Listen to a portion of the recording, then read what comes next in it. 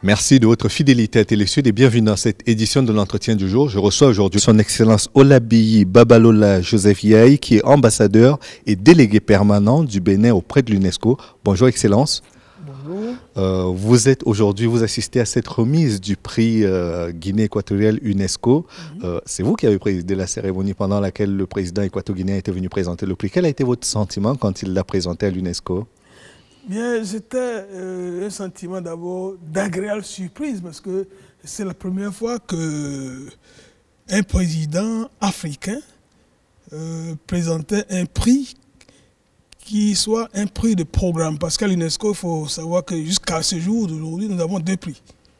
Nous avons le prix Houphouët-Boigny, qui est un prix éminemment politique, prix Houphouët-Boigny pour la recherche de la paix. Donc, bien que la paix soit l'objectif final de l'UNESCO, mais ce n'est pas un prix de programme, ce n'est pas un prix en sciences, ni en éducation, ni en culture.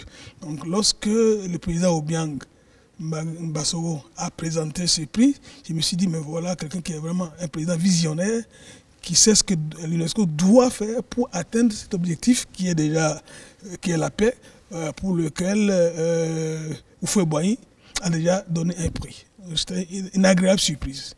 Alors, moi j'ai été élu président du conseil immédiatement après cette session. Et l'une de mes premières tâches, c'est de faire en sorte que ce prix soit mis en œuvre. Donc j'ai travaillé pour cela.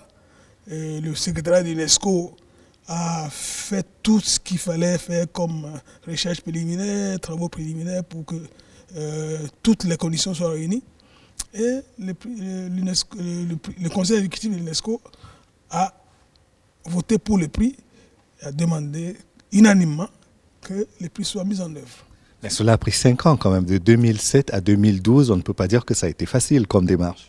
Oh, ça n'a pas été facile du tout. Donc, après cette décision du conseil exécutif en 2007, voilà que 2 ans après, en 2009, moi je sortais déjà du conseil exécutif, je n'étais plus président. Quelques pays, essentiellement des pays du groupe 1, c'est-à-dire Europe de l'Ouest et Amérique du Nord, ont voulu contester le prix. C'est la première fois dans l'histoire de l'UNESCO qu'une décision du conseil exécutif soit contestée et ont demandé à la directrice générale de ne pas mettre en œuvre, ce qui a encouragé une fonctionnaire internationale à désobéir aux États membres. Et donc, ils ont fait toutes les manœuvres pour contester le prix sous prétexte qu'il y a violation des droits de l'homme, qu'on ne sait pas très bien d'où venaient, quelles étaient les sources, etc. Tout ça des manœuvres dilatoires pour empêcher que le prix soit vraiment mis en œuvre. Est-ce que toutes les précautions avaient été prises pour que l'on ne rentre pas dans ce type de controverse politique qui a entouré l'attribution du prix? Mais toutes les précautions, c'est-à-dire, je veux dire, sur le plan technique, tout ce que le secrétariat, c'est-à-dire en l'occurrence le secteur des sciences, puisqu'il s'agit d'un prix en sciences, tout ce qu'il fallait faire, toutes les visites, ils sont allés en Guinée, les fonctionnaires de l'UNESCO, pour s'assurer que tout ce qu'il fallait pour qu'un prix, toutes les conditions qui devaient être réunies pour qu'un prix soit mis en œuvre l'étaient, et ils nous ont rendu compte de cela. Ils nous en ont rendu compte au conseil exécutif et nous avons donc décidé que le prix sera mis en œuvre. Mais vous savez, pour des raisons politiques, on peut évoquer, tous les prétextes sont bons. Parce que sur le plan scientifique, comme vous le dites, les conditions étaient réunies pour que le prix soit attribué, mais sur le plan de la démarche administrative, est-ce que toutes les conditions aussi l'étaient? Parce que aujourd'hui, on se retrouve dans un schéma qui est tel que pour les Africains, c'était une bataille entre blancs et noirs, une survivance de la colonisation, et pour les Occidentaux, c'était une question d'humanisme non plus, simplement, pour dire si on ne fait pas des choses dans son pays, pourquoi est-ce qu'on le ferait à l'extérieur? Donc, c'est pour cela que je vous demande si au niveau administratif, toutes les conditions étaient réunies pour que le prix ne soit pas contestable. Alors, toutes les conditions étaient réunies. Et je dois dire que le prix est un prix UNESCO, donc ce n'est pas seulement... c'est un prix donc, qui concerne aussi l'Afrique. On ne peut pas dire pourquoi ne pas faire ça pour l'Afrique. C'est un prix universel. Je crois que c'est déjà être visionnaire que de donner un prix pour les sciences de la vie qui évidemment favorise le plus les pays du Sud, puisque c'est chez nous qu'il y a ces pandémies, palu, sida et autres, qui sont moins fréquentes dans les pays qu'on appelle du Nord. Mais néanmoins, l'UNESCO est le cadre le plus approprié pour quelque chose d'aussi universel. Et surtout, il faut savoir que pour avoir les chercheurs les plus pointus, il n'y a pas qu'en Afrique. Il faut chercher aussi dans les laboratoires et les centres de recherche dans les pays du Nord, du Sud, dans les pays asiatiques, etc. Donc il était, à mon avis, très sage de situer cette prix, de le domicilier à l'UNESCO parce que ça lui donne une grande visibilité et surtout une universalité qui était tout à fait recherchée et bonne pour l'Afrique. Maintenant, pour vous qui avez suivi toutes ces batailles de l'intérieur, pas comme le citoyen lambda qui a suivi via les médias, comment est-ce que vous l'avez vécu? Comment est-ce que vous avez ressenti cet antagonisme entre ceux qui soutenaient le prix et ceux qui étaient contre son attribution? Justement, c'est très malheureux que ce prix ait polarisé l'UNESCO. Et là, je dois dire que c'est la faute des pays européens, c'est essentiellement des pays de l'OCDE.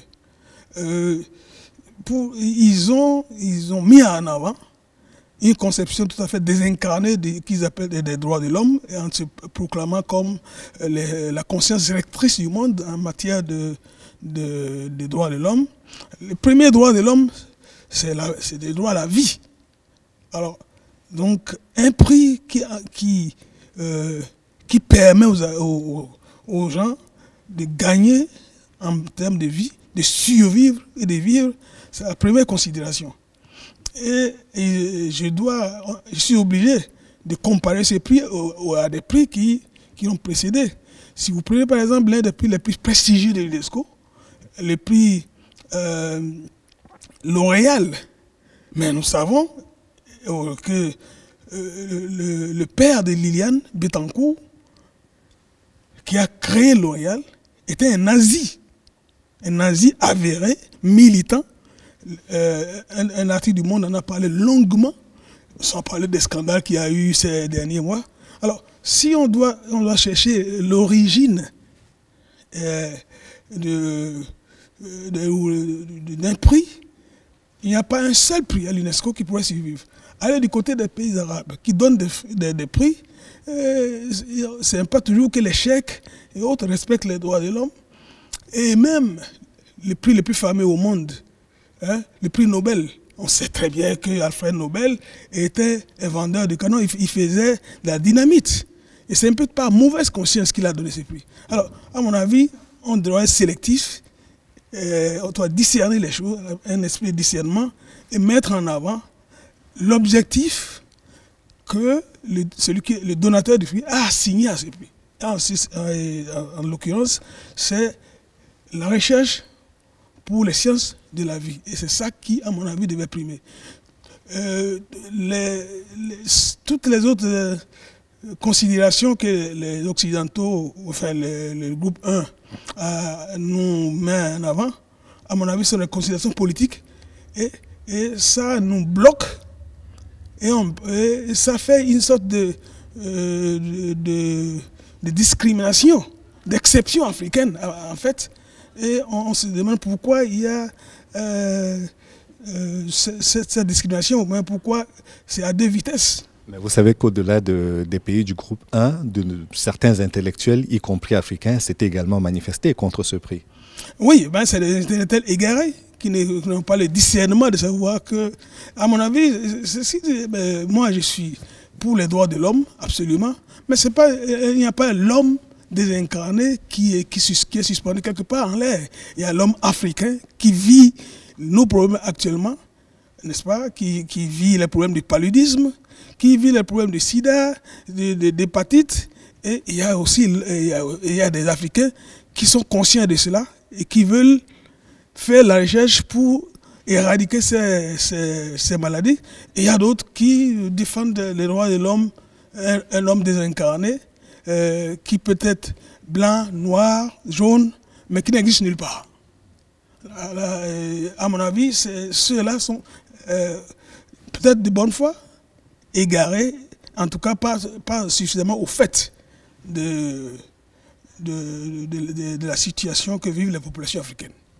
Est-ce que le fait d'avoir une directrice générale qui n'est pas africaine a compliqué la tâche? Est-ce que le fait d'avoir eu un changement, peut-être même simplement, de directeur à l'UNESCO a aussi participé à cette politisation du prix?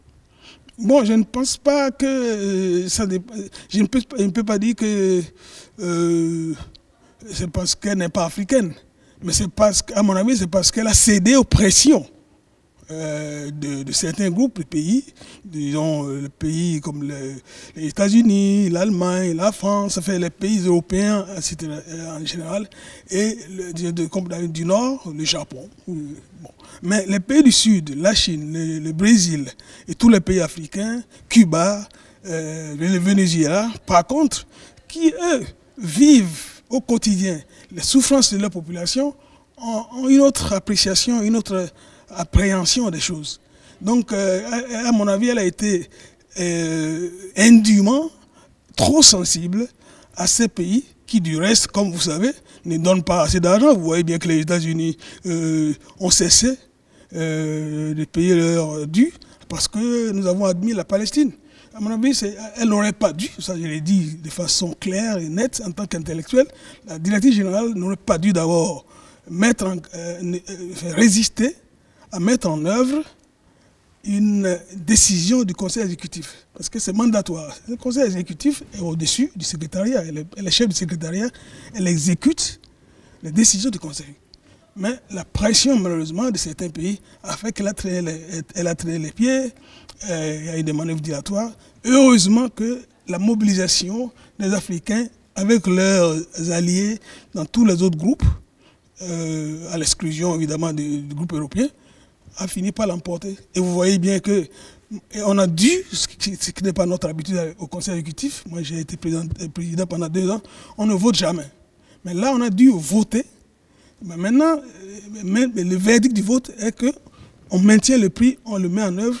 Vous voyez bien que les Européens n'étaient pas dans la salle aujourd'hui, ils ont dit qu'ils ne venaient pas. Alors, pour des gens qui se disent champions de la démocratie, c'est quand même dommage qu'ils ne se plient pas au verdict d'un vote démocratiquement conduit. Ma question était celle-là, celle de savoir si après l'attribution du prix, l'UNESCO pourra conserver toute son unité autour des actions qui vont être menées par rapport à ce prix et par rapport aux missions de l'UNESCO tout simplement. Oui, je crois que nous, Africains, le groupe africain et nos alliés, ne sommes pas des hommes de ressentiment. Nous regrettons beaucoup cette attitude des Européens et autres et leurs alliés. Mais nous n'allons pas leur en tenir rigueur. Nous allons essayer de leur faire entendre raison, de leur faire comprendre que à l'UNESCO, la politique, il ne faut pas hyper politiser les problèmes. C'est l'endroit précisément où l'éducation, les sciences, l'éthique doivent être mises en avant et non pas les intérêts politiques égoïstes des États. Merci beaucoup, Excellence. C'est moi qui vous remercie. Et merci à vous d'avoir suivi cette édition de l'Entretien du jour. Rendez-vous demain pour une autre édition de l'Entretien du jour. À bientôt.